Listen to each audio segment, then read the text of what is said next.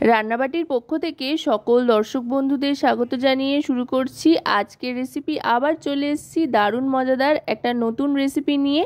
আজকে বানিয়ে ফেলেছি দই পরোটা, মাখা বেলার ঝামেলা ছাড়াই খুব চটজলদি একদম সহজভাবে এভাবে কিন্তু আপনারা দই পরোটা বানিয়ে নিতে পারেন। দেখুন কতটা নরম হয়েছে আর খেতেও কিন্তু দুর্দান্ত লাগে। এর জন্য প্রথমেই নিয়ে নিচ্ছি 1 বাটি পরিমাণে দই। এবার যেহেতু টক দই নিলাম সেই জন্য এর সাথে কিন্তু পরিমাণ মতো লবণের দেওয়ার সাথে সাথে পরিমাণ মতো চিনিটাও নিয়ে নিতে হবে। একটু বেশি করে চিনি দিচ্ছি যেহেতু টক দই, তাতে করে স্বাদে খুব সুন্দর একটা ব্যালেন্স আসবে। বড় চামচের 2 থেকে 3 চামচ মতো চিনি আমি দিয়ে নিচ্ছি।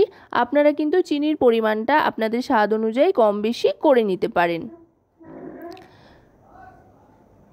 চিনিটা দিয়ে দেওয়ার পর এবার দিয়ে দেব বেকিং পাউডার 1 টিস্পুন পরিমাণে। বেকিং পাউডার দিলে কিন্তু অনেক বেশি সফট হবে পরোটাটা আর বেশ ফুলেও উঠবে। এবার ভালো করে ফেটিয়ে নিচ্ছি নুন, চিনি আর বেকিং পাউডার দিয়ে। টক দইটাকে ভালো করে ফেটালে কিন্তু টক দইয়ের থেকে একটা জল ছাড়বে।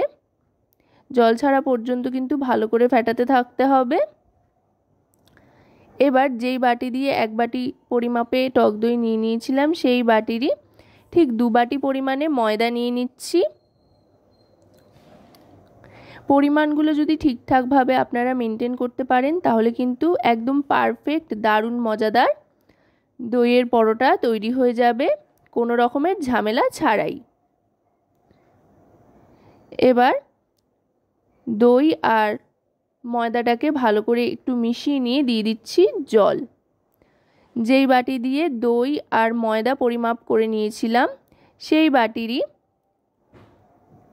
1 থেকে 1.5 বাটি পরিমাণে জল দিয়ে দিচ্ছি। আপনারা কিন্তু যে কোনো কাপ বা বাটি দিয়ে পরিমাপটা করে নিতে পারেন, তবে হ্যাঁ যেটা দিয়ে করবেন সেটা দিয়ে কিন্তু সেই পাত্র দিয়ে কিন্তু 3টে পরিমাপ একইভাবে করবেন, তাহলে দেখবেন পরিমাপটা ঠিকঠাক থাকবে। এবার ভালো করে ব্যাটারটা তৈরি করে নিচ্ছি। এই ব্যাটারটার মধ্যে কিন্তু আর কোনো কিছুই মেশাবো না। এবার এটাকে শুধু ভালো করে ফেটিয়ে মিশিয়ে নেব। একটা স্মুথ ব্যাটার কিন্তু তৈরি করে নিলাম। এবার এটাকে একটু রেস্টে রাখলে ভালো হয়, আর যদি সময় হাতে না থাকে রেস্টে না রাখলেও চলবে। এবার ফ্রাই প্যানে ভালো করে সাদা তেল ব্রাশ করে নিয়ে 1 থেকে 1.5 হাতা পরিমাণে দই আর ময়দার এই ব্যাটারটা দিয়ে দিতে হবে।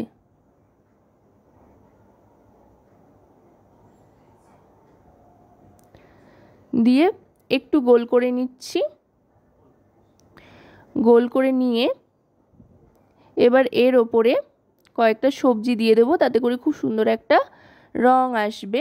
আপনারা চাইলে সবজি বাদ দিয়েও করতে পারেন, আবার সবজিগুলো দিলে কি হয় খুব সুন্দর একটা রং আসে। যেমন দিয়ে দিচ্ছি এখানে পেঁয়াজ কুচি, লঙ্কা কুচি আর টমেটো কুচি। আপনারা কিন্তু চাইলে ছোট করে কেটে রাখা ক্যাপসিকাম কুচি, গাজর কুচি এগুলোও ব্যবহার করতে পারেন। এবার দিয়ে একটু অপেক্ষা করতে হবে ওপরের অংশটা শুকিয়ে আসা পর্যন্ত ঢাকনা চাপা দিয়ে। আশা করব রেসিপিটি আপনাদের ভালো লাগবে। ভালো লাগলে অবশ্যই রান্নাবাটি চ্যানেলটিকে সাবস্ক্রাইব করে লাইক, শেয়ার, কমেন্টের মাধ্যমে আমাদের পাশে থাকবেন আর পাশে থাকা বেল আইকনটি অন করে দেবেন সবার আগে সমস্ত রকম নতুন রান্নার নোটিফিকেশান পাওয়ার জন্য। আর যদি রেসিপিটি আপনারা আমাদের ফেসবুক পেজ থেকে দেখেন তো অবশ্যই রান্নাবাটি ফেসবুক পেজটিকে ফলো করার অনুরোধ রইল। আপনাদের একটা লাইক, শেয়ার, সাবস্ক্রাইব, কমেন্ট কিন্তু আমাদের অনেক অনেক উৎসাহিত করে নতুন নতুন ভিডিও তৈরি করার জন্য। তাই লাইক, শেয়ার, সাবস্ক্রাইব, কমেন্ট করে আমাদের পাশে থাকুন।